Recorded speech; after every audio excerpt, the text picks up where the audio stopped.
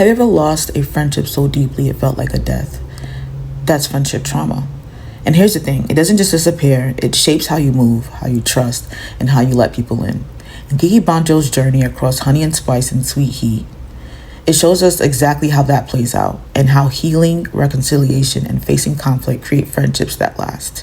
In Honey and Spice by Bolu Babalala, we meet Kiki as the sharp, witty, self-protective college student who warns others about messy relationships through her radio show. But underneath her confidence, she's guarded, especially when it comes to intimacy and trust. Her past friendship wounds left scars. They made her cautious, even defensive, about letting people too close. That's what friendship trauma does. It whispers, don't risk it, don't get hurt again.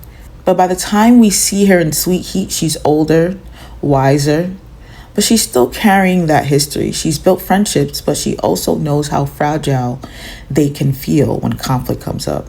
And instead of pretending everything is fine or cutting people off, like her past might have told her to do, she pushes herself to face conflict.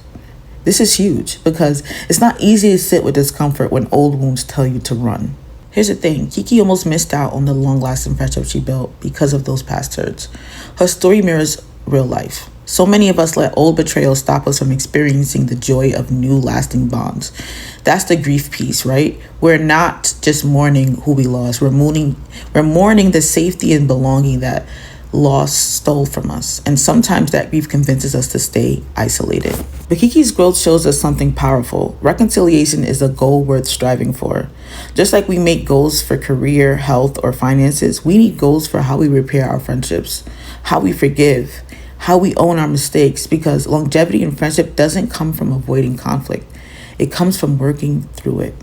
Kiki's friendships in Sweet Heat survived because she didn't just enjoy the fun moments, she leaned into the hard ones. And that made her friendship stronger. Without that choice to repair her past trauma, might have kept her stuck, lonely, and convinced she couldn't have what she truly wanted, which was lasting connection. So here's a reminder. Friendship trauma is real, and so is the grief that comes with it. But reconciliation, that's what turns fragile connections into lifelong bonds. Don't wait until loneliness forces you to realize that.